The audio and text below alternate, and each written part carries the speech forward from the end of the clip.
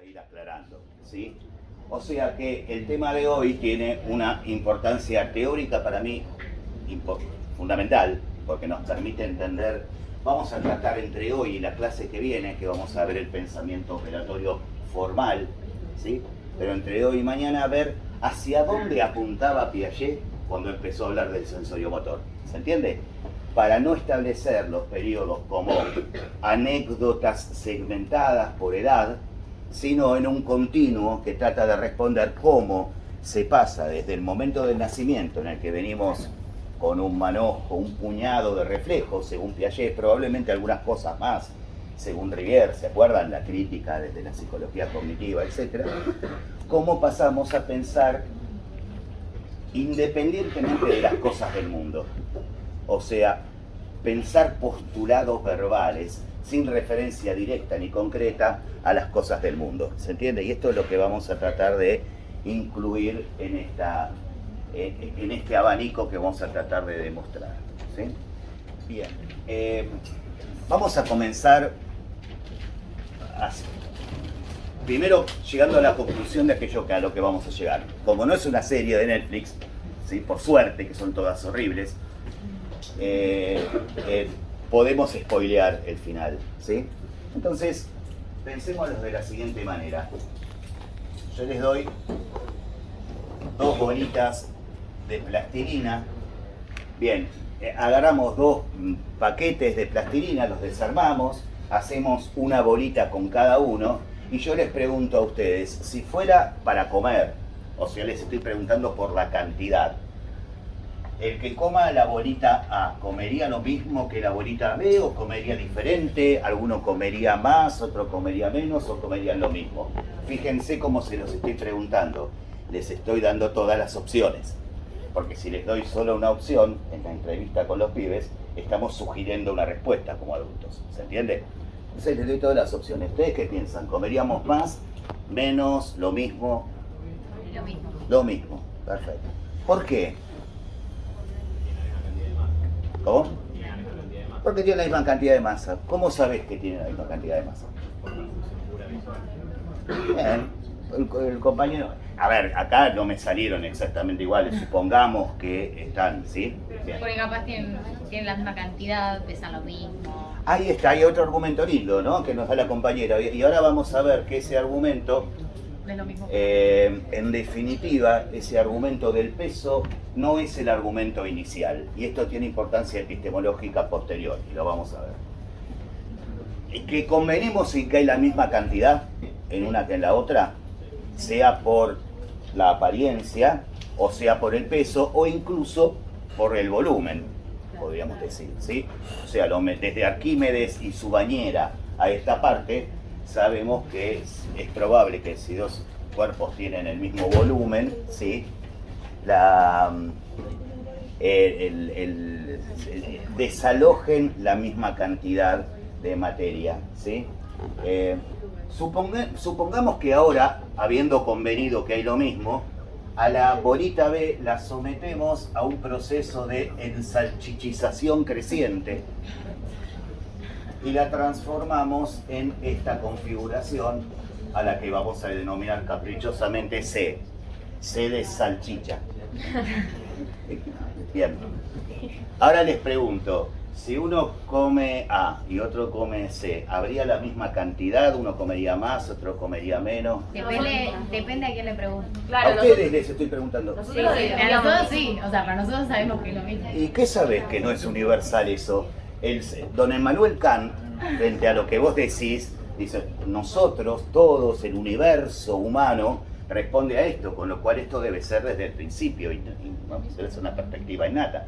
A nadie, en el momento de esplendor de la filosofía, se le ocurría preguntarle a los chicos cuestiones del mundo físico o del mundo filosófico, ¿sí? Bien, ¿qué dicen? ¿Hay lo mismo? ¿Ustedes? Sí. ¿Por qué? Porque no agregaste cantidad. Ahí está, acaban de decir lo mismo, la misma cantidad, y la compañera nos dice no le agregaste ni le quitaste nada. Es que en Pero, realidad lo podés aplastar, lo podés hacer así y es lo mismo. o sea, Podés esto... agarrar esa pelota, Ajá. aplastarla, hacerla así y es lo mismo. O esta salchicha, Cambia la ponerla forma, así la y embolarla, como ustedes en esta clase. Bien. Supongamos que entonces, ahora uno podría decir, no, come más el C porque la C es más larga, ¿o no? Sí, pero nosotros entendemos que hay como una proporción entre el, como se pone menos ancho, más fino, al mismo tiempo. Podríamos decir que hay una proporcionalidad inversa, digamos, no nos asustemos por los términos matemáticos porque ahí vamos a estar hasta las manos con eso, ¿sí? O sea, habría una proporcionalidad, en este caso inverso, entre el crecimiento en una dimensión y la disminución en la dimensión solidaria o resultante o negativa respecto del anterior. ¿Estamos bien con esto? Sí. Con lo cual me han dado respuestas basadas, no, si ustedes se fijan, no en la observación directa, sino en algo que se le agrega a la observación, que son características del pensamiento. Ustedes me dijeron, no se le agregó ni se le quitó nada. Esto no es un principio observable, salvo que uno tenga la estructura o los esquemas que le permitan fijarse si alguien agregó o quitó nada. Ahora vamos a ver después ejemplos de eso. Después me dijeron, así como se hizo salchicha, en el curso de las transformaciones podría volver a hacerse bolita, ¿o no? Sí. Una operación inversa. Una operación inversa, ¿sí? O sea, componer una acción directa por su inversa. Pero a mí me gusta pensar esta reversibilidad en términos de Nietzsche, ¿no? El eterno retorno, esta idea de que si la cantidad de átomos que conforman el universo es inmensa pero finita, en algún punto inevitablemente se van a volver a componer en el infinito necesariamente de la misma manera. ¿Se entiende? O sea, con el tiempo no hay forma, con el tiempo infinito, suponiendo que lo fuere, no hay manera de que la salchicha no vuelva a ser bolita u otras configuraciones, o una estrella tipo Patricio, ¿sí? O un caracol, etcétera, ¿sí? Esto, que me diga que ridículo. Bueno, esta es la base de uno de los mejores cuentos que he leído de mi vida, que es Los Inmortales, de Jorge Luis Borges, cuyo argumento, no sé si lo han leído, pero cuyo argumento principal es, hay un tipo en la búsqueda del pueblo de los inmortales y encuentra unos tipos tirados en la arena sin hacer nada. Y le dicen, che, los inmortales, no sé qué, no lo dice así el cuento. Le dice, sí, somos nosotros, acá como nos ve. Digo, pero están tirados ahí, no hacen nada. No, ¿para qué vamos a hacer algo si en el infinito no hay manera de ser un héroe o ser un villano? No hay manera de ser Homero y no hay manera de ser, voy a tratar de no nombrar ningún funcionario público actual porque me están filmando. ¿Se entiende? O sea, no hay manera de que en el infinito no transcurras por todas las vidas, con lo cual los inmortales quedan tendidos en la arena porque el único motor, y esta es la lectura que uno hace de Borges, el único motor que nos fuerza a hacer otras cosas es la proximidad de la muerte, o su amenaza, ¿se entiende? Si no fuera por esta idea, realmente nos tiramos a vegetar. ¿Sí? ¿Se entendió esta idea? ¿Les gustó esa, no? Sí. Está para a ver, se los re-spoileé, pero no importa, porque está tan bien escrito, tan profundo, que da... Y además es un cuento que se entiende perfectamente. Hay cierta cosa respecto de Borges que no va a ser difícil, ¿no? No sé si ustedes tienen esa idea. No, va a ser muy complicado, ¿no? No hay nada más simple que los cuentos borgianos, ¿sí? Léanlo, pues les va. Pero fíjense que ustedes han dado una serie de argumentos, insisto, con esta idea, que son argumentos del pensamiento, de la razón, no vienen de la observación directa, ¿se entiende? ¿Cómo se llegó a eso?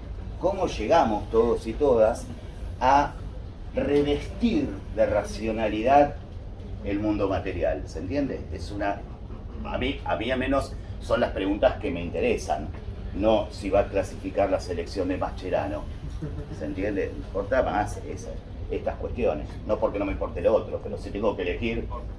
Entonces vamos a tratar de ver esto, pensamiento operatorio concreto y nociones de conservación. Las nociones de conservación, que es esto de lo que estamos hablando, van a ser un ejemplo, ¿sí? de...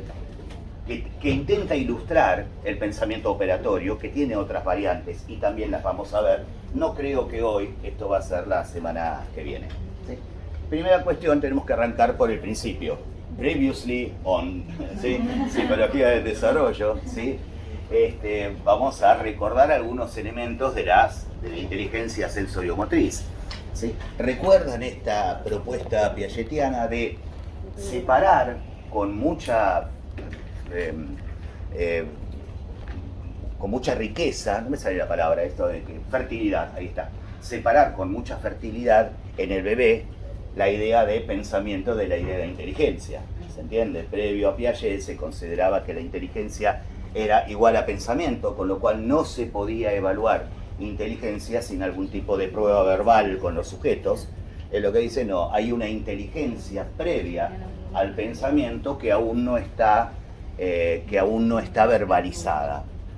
Sin haberse leído mutuamente, es bastante parecido a lo que decía en el mismo tiempo Vygotsky, no sé si recuerdan, de Psicología General, cuando hablaba que existen raíces preintelectuales del lenguaje y raíces prelingüísticas del pensamiento. ¿Se acuerdan? ¿Lo vieron eso?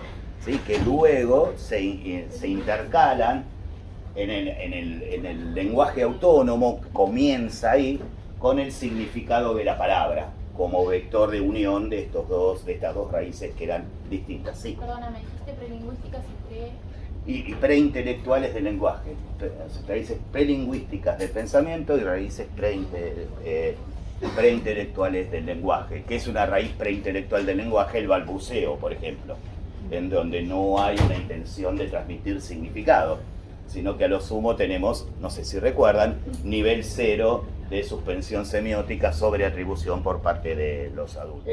La inteligencia sensoriomotriz se basa en la coordinación de las acciones que resultan en inferencias y significaciones prácticas entre las acciones, el espacio y los objetos. El bebé, incluso antes de la noción de objeto permanente, tira una pelotita para allá y va para allá. O sea, infiere que la dirección del movimiento que le imprimió va a ser la misma que el objeto rescatará. ¿Se entiende? No se puede inferir. Escucha un ruido de un lado y va a dirigir su mirada hacia ese lado, entendiendo que el espacio de la presencia del quien hace el ruido, ¿sí?, está también orientado espacialmente. Entonces, una serie de inferencias que se hacen respecto del mundo, que si algo lo tapás, puede ser, estoy hablando de nivel 4 o nivel 5 del sensorio motor, si algo está tapado previamente puede ser destapado. Fíjense que en este destapar lo tapado hay una raíz genética de lo que vamos a reconocer hoy como reversibilidad. O sea, los objetos pueden ser ocultados y encontrados, tapados, destapados y buscados de manera sistemática un poquito más adelante en el nivel 6. ¿Se entiende eso? ¿Y por qué hago hincapié en la reversibilidad? Porque según entiendo, y creo humildemente tener algunas bases como para entenderlo bien esto, la reversibilidad es el vector que nos va a acompañar en todo el desarrollo humano, o sea, la reversibilidad del pensamiento con sus variantes. ¿Sí? O sea, pongan en la memoria, ¿sí?, en la memoria de trabajo, en la memoria operativa, el concepto reversibilidad, porque nos va a servir para darle luz a determinadas cosas. O sea, ¿qué hay inicialmente? Bueno, ahora lo vamos a ver, reversibilidad práctica en las acciones en el bebé. ¿Sí? Y luego esta reversibilidad se hace al final del camino, total a nivel del pensamiento, uniéndose en sus dos variantes. La reversibilidad tiene dos variantes que las vamos a ver hoy, y al final del recorrido forman un solo sistema. Avanzando un cachito más, podemos decir que el nivel siguiente, ¿se acuerdan? Más o menos a partir de los 2 años, la noción de objeto permanente marca su ingreso. La inteligencia representacional implica que, la reconstrucción a nivel representación de los logros anteriores, o sea, de los logros de la acción. ¿Hay algún problema? Bueno, avancemos uno más. El pasaje, entonces, alrededor de los 2 años, habíamos dicho, de la acción a la representación de esa acción. ¿Sí? Este es el gran logro del segundo periodo. ¿Sí? Este pasaje, escribí ahí, implica una reconstrucción. Se reconstruye a nivel de la representación, o sea, una instancia separada de aquella cosa del mundo, si no, no sería una representación, sino una nueva vertiente del objeto, ¿sí? O sea, implica una reconstrucción, ¿sí? O sea, una nueva construcción a un nivel superior de los anteriores logros de la acción. Pero hay un problema. Si lo pensamos el desarrollo en términos de reversibilidad, vamos a encontrar que desde el inicio, el nacimiento, el bebé logra una serie de acciones, ¿sí? Estamos hablando del sensorio motriz, que implican su ubicación como un objeto más en el mundo de los objetos, en un entorno espacial determinado, y sus acciones se hacen reversibles. Volvemos con esta idea. O sea, el bebé puede tapar, destapar, pero también puede ir de acá a donde está el compañero, sabiendo que no es un camino de ida como la droga, sino que implica la posibilidad de volver, ¿sí? Entonces, digamos, la inteligencia sensoriomotriz implicaría el logro de la reversibilidad práctica. ¿Estamos de acuerdo con esto? Ahora, la reconstrucción y vamos a saltar un capítulo más para ver qué pasa en el del medio. El pensamiento operatorio, que es nuestro tema de hoy, el operatorio concreto, ¿sí? Después vamos a ver por qué se dice concreto. Pero es el logro de la reversibilidad a nivel de las operaciones intelectuales. ¿Se entiende eso? O sea, ¿cómo hacemos que nuestro pensamiento sea reversible? Que podamos pensar que la bolita y la salchicha tienen lo mismo, porque las salchichas es simplemente una forma posible de una transformación en el camino. ¿Vamos bien con esto? Sí. Entonces, acá la reversibilidad, ¿qué características tiene? Es práctica, ¿estamos de acuerdo? La reversibilidad es práctica. Y acá la reversibilidad, ¿qué es? Intelectual. Intelectual, muy bien. Les pregunto, ¿cómo sospechan este pasaje de este punto a este punto? Con la experiencia. O sea, se irán acumulando conocimientos hasta llegar arriba, ¿verdad? No, ¿Ah? no, les mentí. Sí, No estoy entendiendo mucho. En la interacción entre tu generación. El pensamiento operatorio es resultante de la reversibilidad. el pensamiento operatorio es igual a la reversibilidad. O sea, yo hago énfasis en una de sus características, que es la reversibilidad. Otra sería la lógica de encajes, que ya vamos a ver qué es. O sea, es ¿sí? igual a... Ahora, este pasaje nunca es por acumulación, es mucho más complejo. Va a ser así, miren.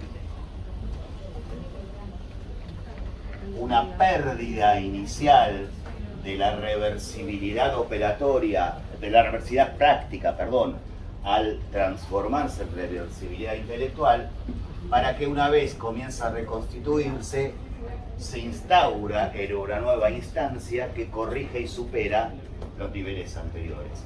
Vamos a ver en la clase de hoy que el pibe sabe más, si ustedes quieren, entre muchas comillas, en sus acciones que en sus representaciones. ¿Se entiende?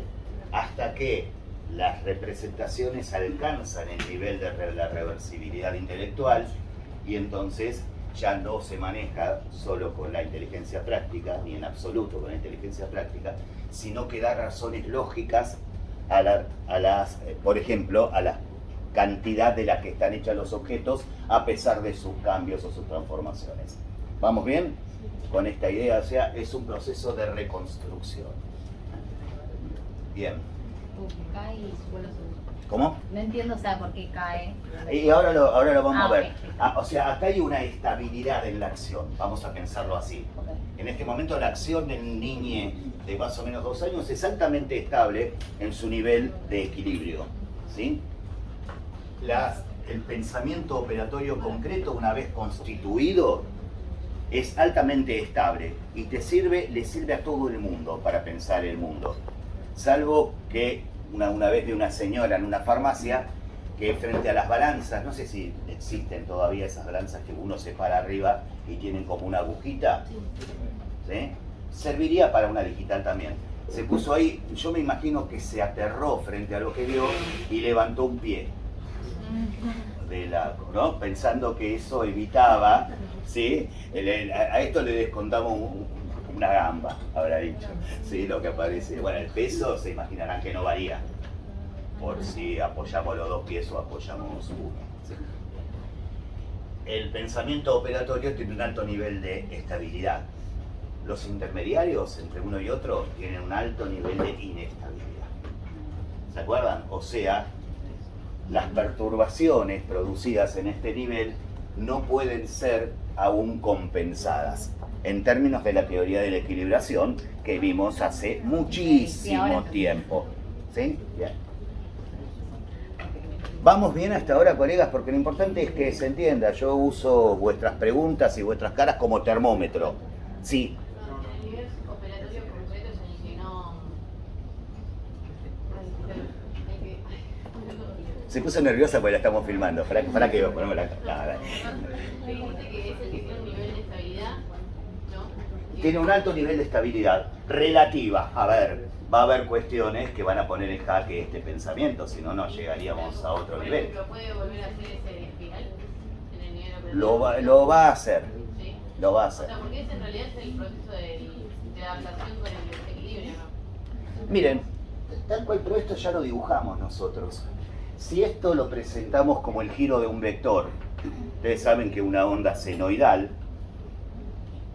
esta es la función seno, ¿verdad? ¿Qué es esto? Bueno, el giro de un eje que parte de cero, en este caso, perdón, parte de cero negativo, se transforma en 1, valor pico máximo, vuelve a un nivel 0, pasa a un nivel pico mínimo. ¿Se entiende esto?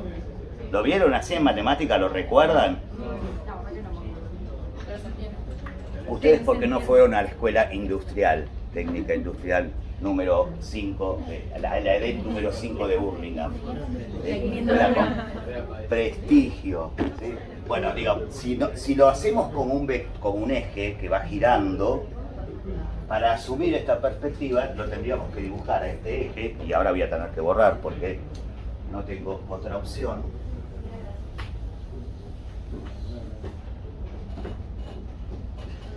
El eje comienza en 0, llega con el tiempo a un máximo, se desestabiliza y el máximo superior corrige y supera el nivel anterior. ¿Se entiende? Acá tendríamos la inteligencia sensorio-motriz y acá tendríamos el pensamiento operatorio concreto. Sí, vos que estás Es como funciona en general para que es un esquema que después se rompe Sí. para una sola. Saltaste a la conclusión de una, tal cual. No me quedó muy claro. La reversibilidad es poder, como hiciste la acción, poder deshacerla. O... Ya te voy a dar la definición, pero si yo te digo, te sacaste un 7, pero en realidad te voy a poner un 10, pero te voy a descontar 3. ¿Cambió algo? No. No. O sea, compuse la acción directa, sumarle 3 con la inversa que es restarle 3, ¿o no? O sea, le saqué una acción en un sentido, puede ser restada por una acción en el sentido contrario, a modo de mantener un resultado idéntico, manejarla idéntica a nivel del O pensamiento. sea, es como para mantener el eje, digamos, pues, o agregar o sacar. Vygotsky decía, se puede definir cualquier número de una infinita cantidad de maneras, ¿o no? El número 5, ¿cómo lo podemos definir? 4 más 1. 3 más 2, y así, 6 menos 1, 7, es infinito, ¿se entiende? Gracias a la reversibilidad, ¿se entiende? O sea, le estamos sumando 1 y restando 1. Ponele cuando te digo que 5 es igual a 6 menos 1, ¿o no? ¿Sí? Bien. No es más complicado que esta la matemática que vamos a manejar hoy. En algún momento capaz que un poquito sí, pero son cosas que les garanto han visto. ¿Sí? Entonces, la reversibilidad acá es práctica, y la reversibilidad acá es intelectual. ¿Se entiende esto que habíamos dicho? Y lo que vemos es una configuración, sí, ya voy con vos, de espiral dialéctico en el desarrollo, ¿sí? En donde en cada ciclo se corrige y supera, y después les voy a dar pruebas de esto, lo producido en lo anterior. Nunca es por sumatoria, como diría el empirismo, pero no porque el empirismo diga las cosas mal, sino porque, y esto es lo más importante en la teoría piagetiana, la evidencia empírica demuestra lo contrario, demuestra que es así. Y ustedes lo van a poder corroborar cuando se enfrenten al niño o la niña con la plastilina, con un ramo, con unos botoncitos. ¿Sí? No hace falta que hagamos técnicas de emisión de positrones, ni imaginería, ni tomografías computarizadas cerebrales. Con 2 mangos, no sé cuánto cuestan 2 plastilinas. 200 pesos. 200 pesos, bueno, con 200 pesos, que si no los tienen se los doy yo, hacen esta experiencia, ¿se entiende? Y van a poder demostrar tesis epistemológicas a partir de eso. Y también de la inteligencia representacional a la inteligencia operatoria. Todo el pensamiento representacional en realidad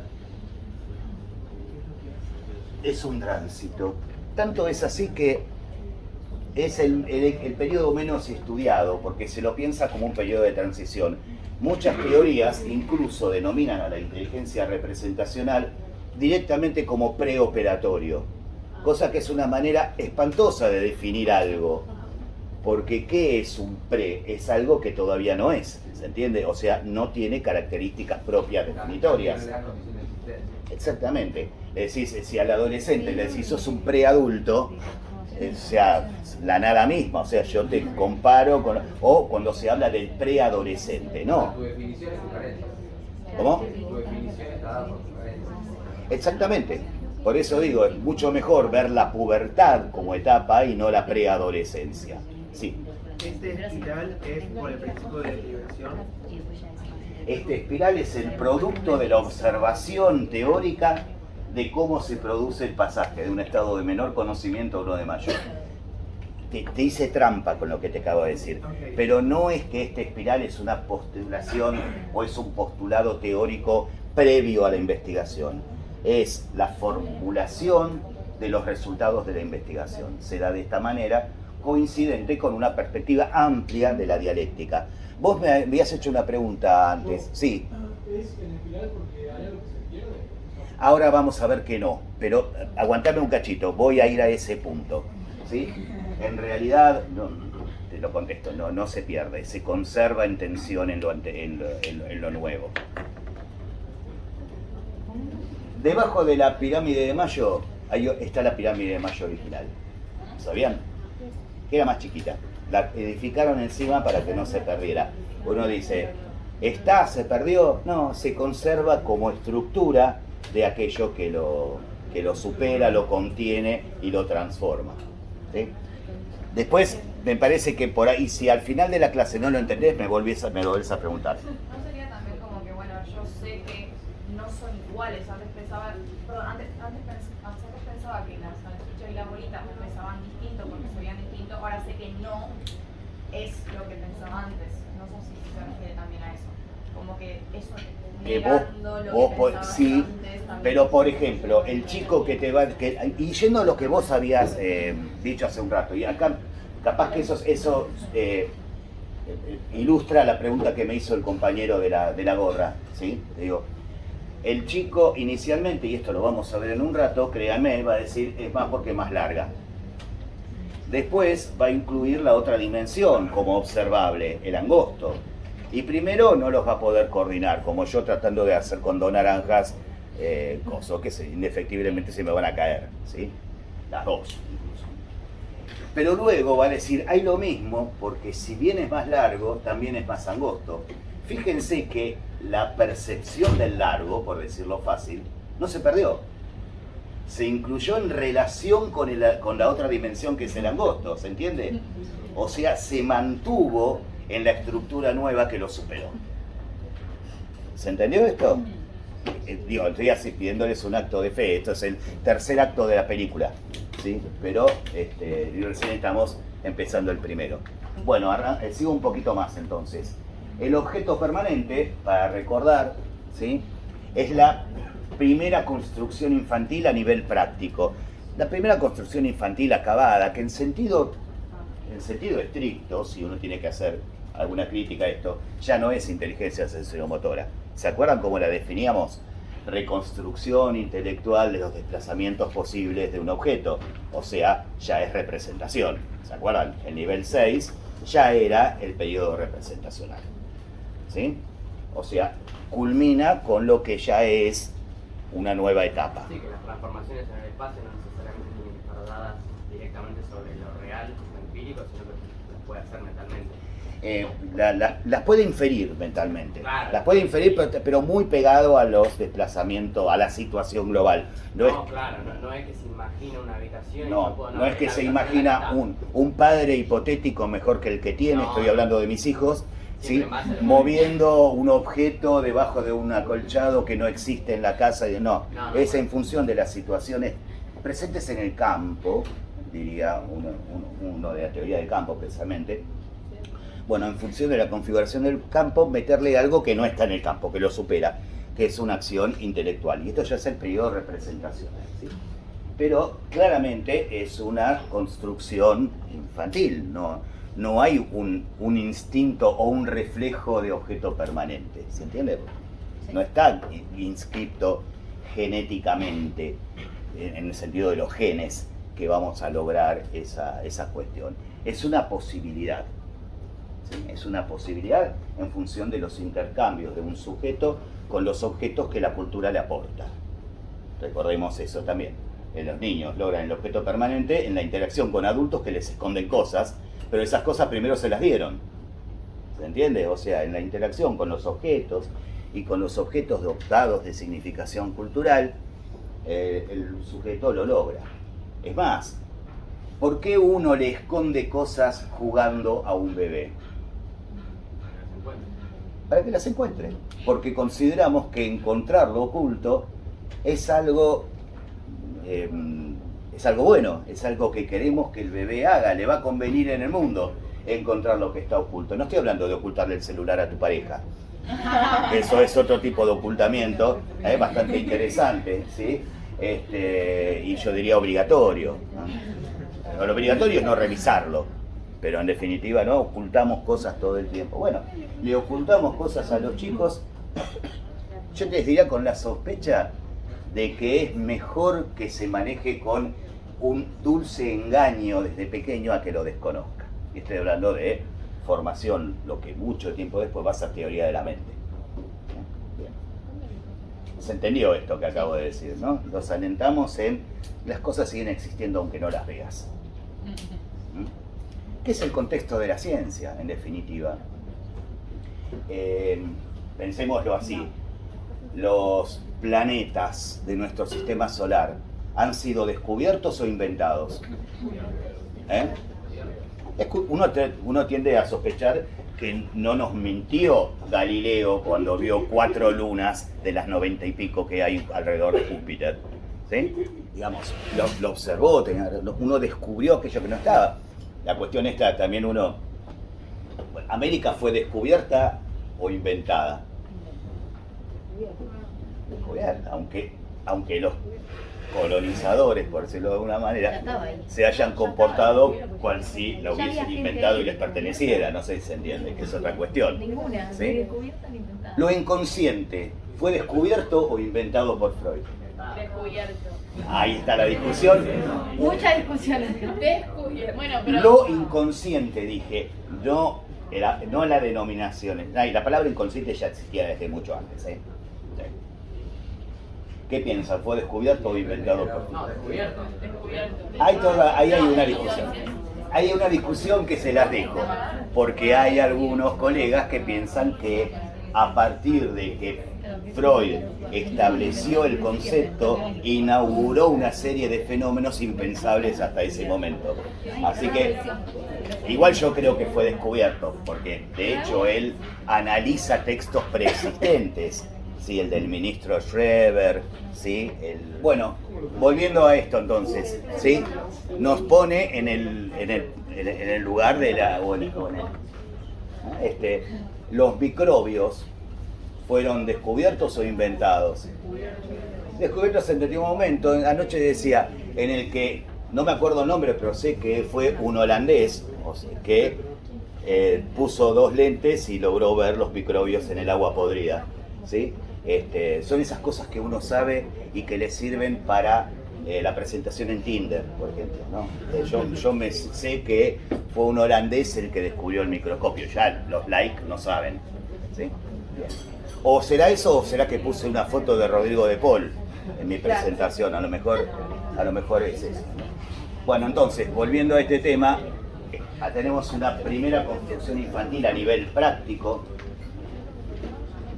a la que se reconoce clínicamente en su existencia en el niño por un indicador indirecto. O sea, los niños no te dicen, che, logré la noción de objeto permanente. Lo vemos porque busca sistemáticamente aquello que fue ocultado en algún momento. Y reconstruye mentalmente. Entonces, implica, y permítanme la metáfora, la primera solidificación en un mundo de objetos. O sea, los objetos no dependen de mi percepción en su existencia. ¿Se entiende? Existen independientemente que los perciban. O sea, los objetos son objetos relativamente independientes de mí. ¿Sí? Esto que implica que también es una solidificación por parte del lado de las acciones de un sujeto. O sea, los sujetos la existencia de los objetos no depende de nuestra voluntad ni de nuestra percepción, ni la nuestra de la existencia de los objetos.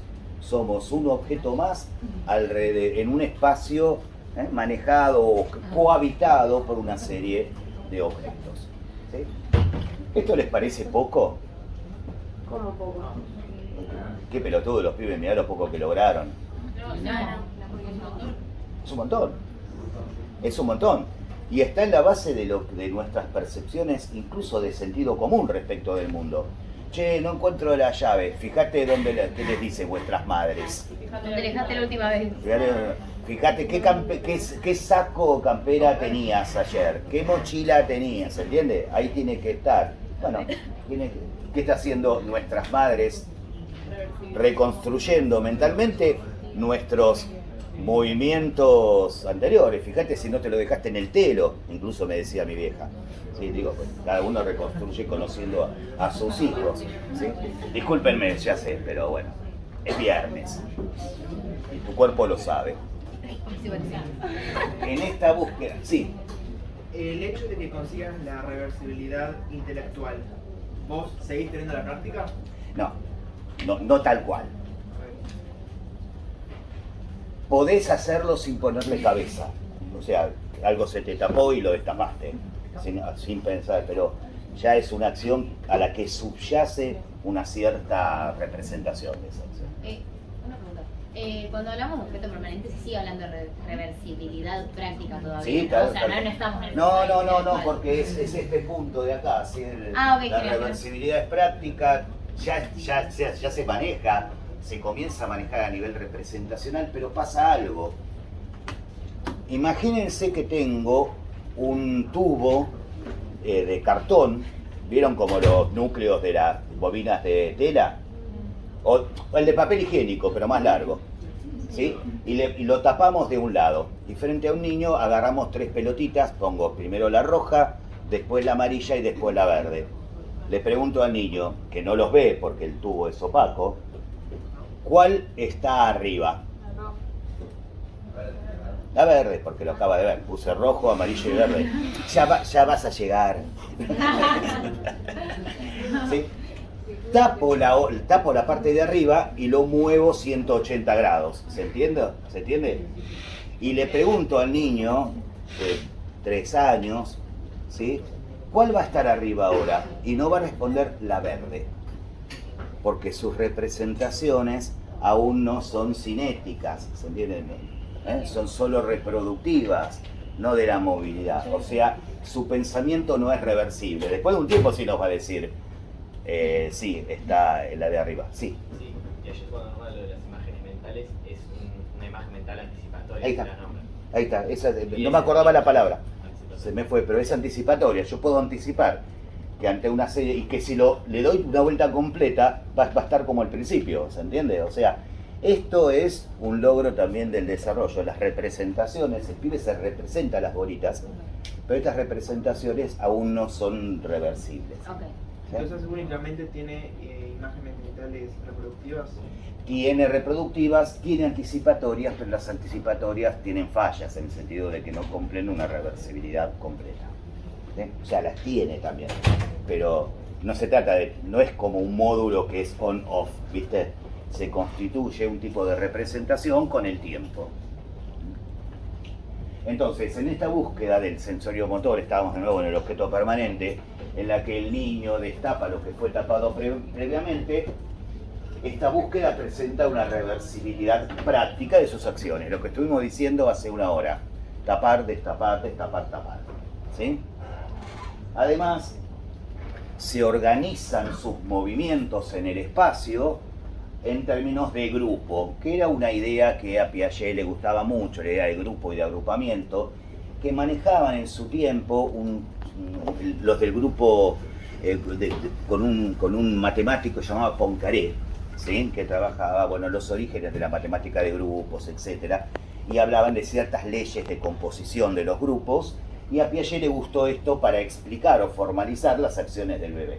Y decían que las acciones del niño en el espacio acreditan estas leyes de inversión, asociatividad e identidad, en las que no nos vamos a detener por ahora, pero existen, ¿sí? O sea, puede ser pensado en términos lógico-matemáticos como una herramienta externa que permite describir un universo de acciones. Así como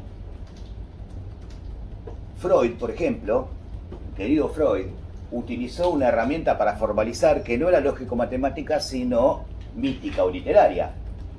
Ante el niño de 5 años agarrado de las piernas de la madre, pegándole patadas al padre y odiándolo a muerte, él toma un mito de Sófocles, que es el de Edipo Rey, ¿sí?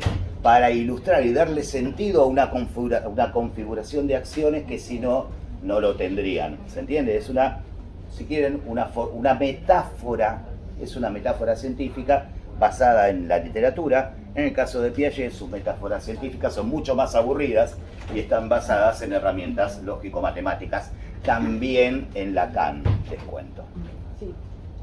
Van a encontrar formalizaciones de la topología, por ejemplo. ¿Sí? ¿Alguien me iba a preguntar algo? Sí, vos. Se habla del grupo práctico de desplazamiento. Sí, por eso es grupo práctico de desplazamiento que tiene estas leyes. Este sistema de acción, en definitiva, al niño le permite seguir al objeto en sus desplazamientos y otorgarle cierta permanencia. O sea, los objetos están ahí en el mundo, independientes de mi percepción. Y esto es un logro extraordinario. Recuerden, ¿no? Jan Winnicott nos decía, con el par ilusión-desilusión, ¿se acuerdan? Algo parecido.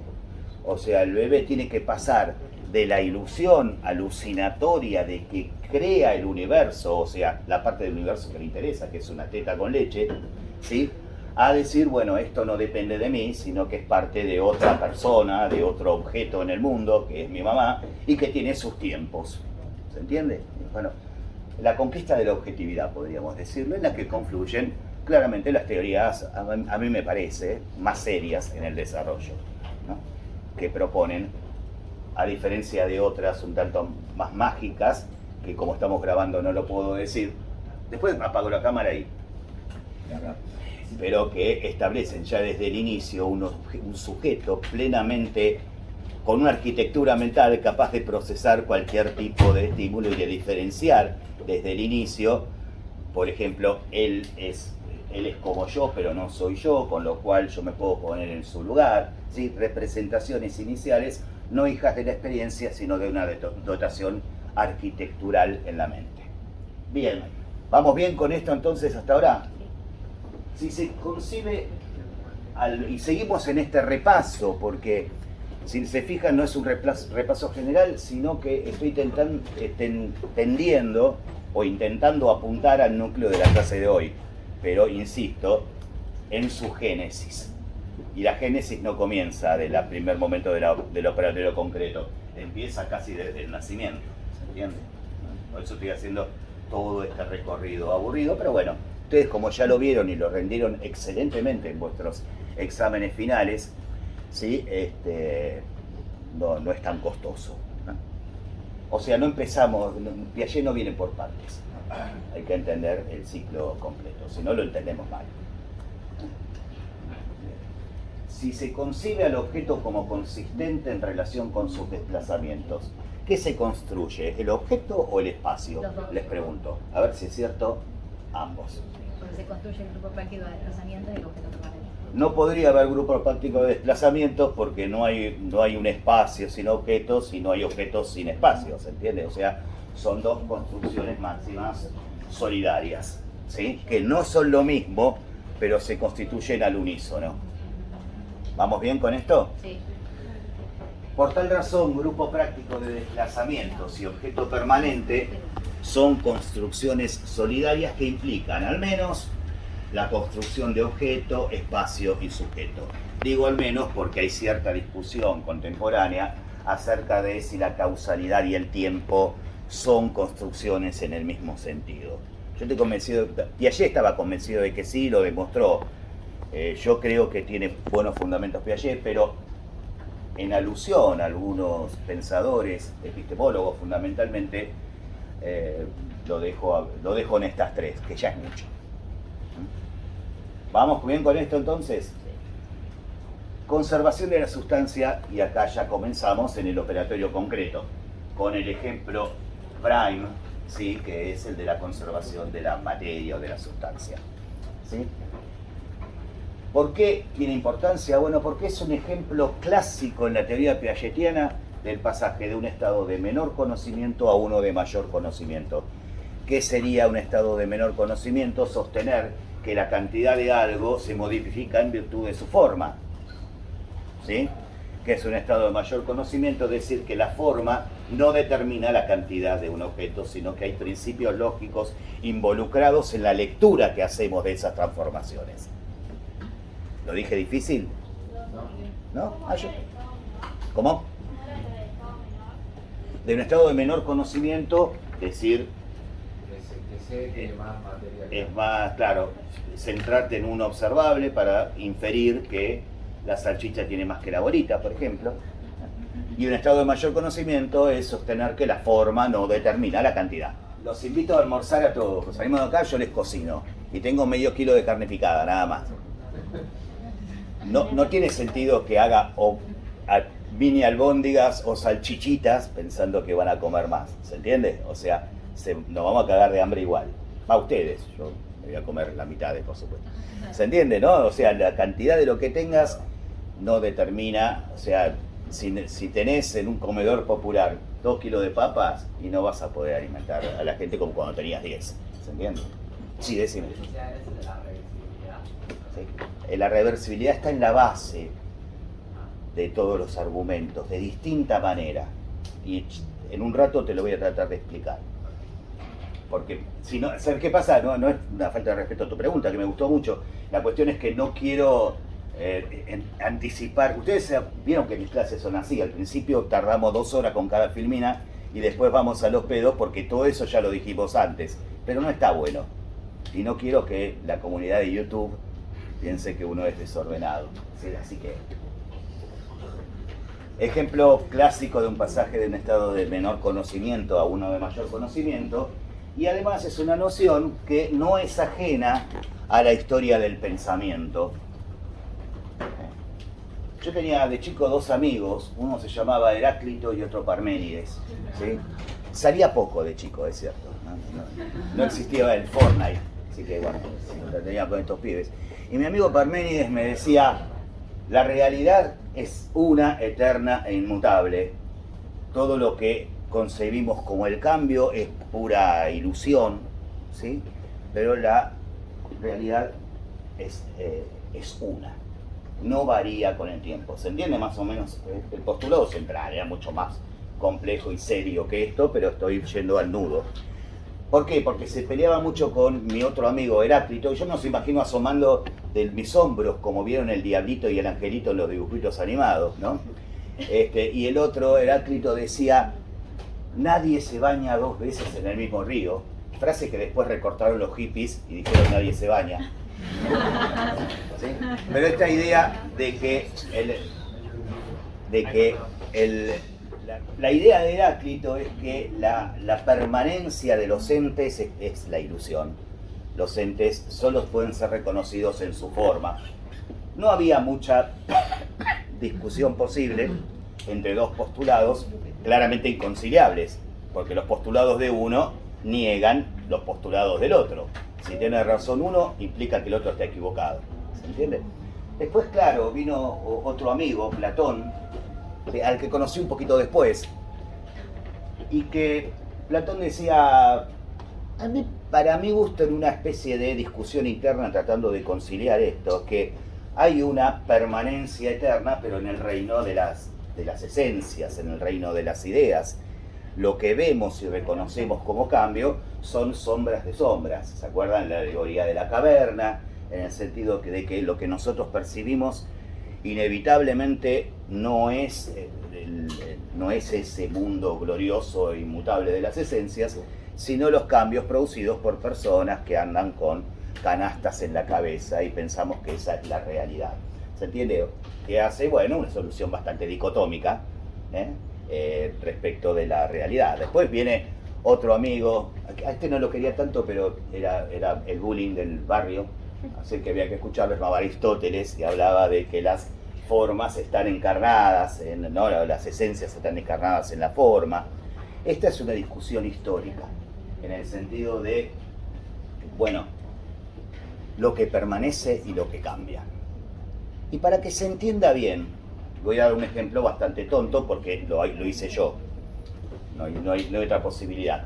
Si ustedes vuelven, suponiendo que se mudaron al barrio de vuestra infancia, a donde fueron al jardín de infantes o a primer grado, ¿sí? Bien.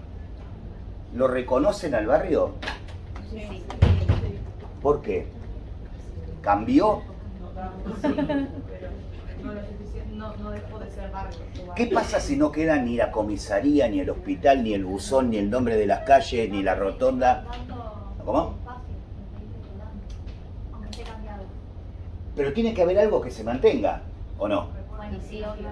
Porque si no, ¿cómo lo reconoce? Yo si vuelvo a José León Suárez, donde hice primer grado, a ese barrio donde vivía, bueno, tengo que reconocer la escuela número 50 República Oriental del Uruguay en la calle Yapeyú, por ejemplo, como para decir lo mismo. Y sé que a 2 cuadras de ahí estaba la avenida Márquez, en donde estaba la comisaría, y había una salita de primeros auxilios, y no hay nada de eso, no hay un buzón, no está ni siquiera la vecina de enfrente con su escoba en la vereda a la búsqueda de chismes, a la que juzgo más permanente que la escuela y la comisaría, ¿sí? No podría reconocer eso, ¿se entiende? Para que uno perciba o reconozca el cambio, algo se tiene que mantener, si no se transforma en una variación sin sentido, en una apertura cósmica tipo el final de 2001 Odisea Espacial. ¿Se entiende? Así, la realidad se transforma en un flipe de ácido, ¿sí? Todo, no hay continuidad, no hay consistencia. ¿Se entiende esta idea? Reconocemos el cambio a partir de una permanencia. Esta me parece que es una idea interesante, porque precisamente de lo que estamos hablando es de cambios, o sea, cambios de forma de la plastilina, en la que para reconocer ese cambio algo tiene que mantenerse, que es la cantidad de la que está hecha.